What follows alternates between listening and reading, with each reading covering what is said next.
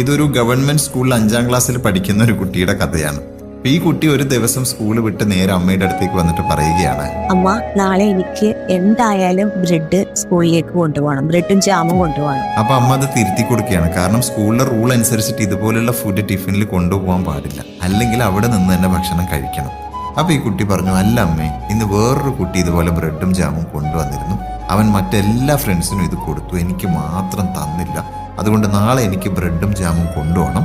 എന്നിട്ട് അവന്റെ മുന്നിൽ ഇരുന്ന് ഇത് കഴിച്ചിട്ട് എനിക്ക് അവന് കാണിച്ചു കൊടുക്കണം. അപ്പൊ കുട്ടിക്കൊരു റിവെഞ്ച് മൈൻഡ് സെറ്റാണുള്ളത്. അപ്പൊ ഈ കുട്ടിക്ക് എന്തായാലും ബ്രെഡും ജാമും സ്കൂളിൽ കൊണ്ടുപോയേ പറ്റുള്ളൂ. അമ്മയ്ക്കാണെങ്കിൽ കുഞ്ഞിനെ അധികം വിഷമിപ്പിക്കാനും പറ്റില്ല.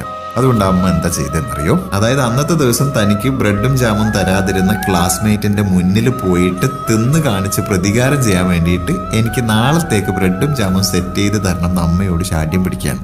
അപ്പൊ അമ്മ ഈ കഥയൊക്കെ കേട്ട് കഴിഞ്ഞതിന് ശേഷം പിറ്റേ ദിവസം ഈ പറയുന്നത് പോലെ ബ്രെഡും ജാമും ഒക്കെ സെറ്റ് ചെയ്ത് കൊടുത്തു. കൂട്ടത്തിൽ ഒരു കാര്യം കൂടി അമ്മ ഈ കുട്ടിയോട് പറഞ്ഞു, ഇതില് ഒരു ബ്രെഡ് ഉമ്മ തന്നതാണെന്ന് പറഞ്ഞിട്ട് നിന്റെ കൂട്ടുകാരന് കൊടുക്കണം, ബാക്കിയുള്ളത് നീ എന്റെ ഫ്രണ്ട്സുകളോ നീയും കൂടി കഴിച്ചു. ഈ കൂട്ടുകാരൻ എന്ന് പറഞ്ഞാൽ റിവഞ്ച് എടുക്കാൻ ഉദ്ദേശിക്കുന്ന ആ കുട്ടിയാണ് കേട്ടോ.